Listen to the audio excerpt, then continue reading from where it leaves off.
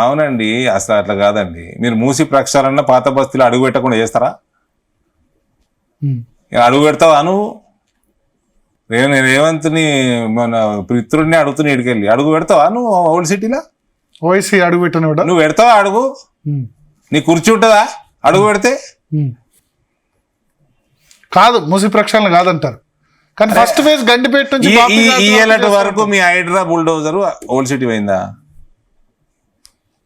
ఎక్కడ ఎన్కరేజ్మెంట్లు ఎక్కువ ఉంటాయండి? ఓల్డ్ సిటీయా న్యూ సిటీయా? Old city.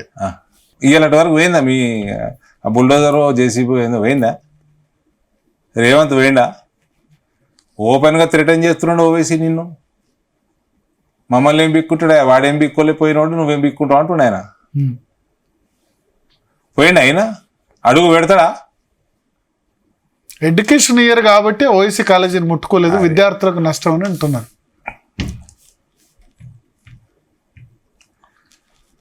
మీ క్లియర్ స్టాండ్ ఉందా హైడ్రా మీద, మూసి ప్రక్షాళన మీద?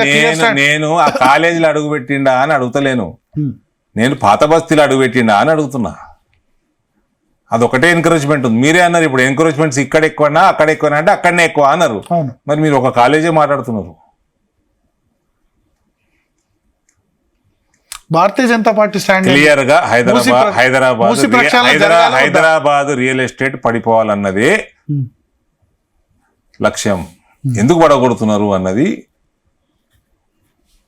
ఎవరి విజన్ వాళ్ళది, ఎవరి రీసెర్చ్ వాళ్ళు చేసుకోవాలి. నా రీసెర్చ్ నాది. Wait for time will tell. Musi ప్రక్షాళన మీద బీజేపీ స్టాండ్ ఏంది? జరగాల వద్దా? భారతీయ జనతా పార్టీ ముఖ్యమంత్రి ఆయన పేరు నరేంద్ర దామోదర్ దాస్ మోదీ సాబర్మతి నదిని ప్రక్షాళన చేసిండు. చేసే ముందు 100,000 అపార్ట్మెంట్లు కట్టిండు. ఆ ప్రాంతంలో నుంచి ఎవరైతే నిర్వాసితులు అవుతున్నారో వాళ్ళందరికీ అక్కడ కూసబెట్టిండు, వాళ్ళు ఇండ్లు ఇచ్చిండు. దాని తర్వాత చేసిండు.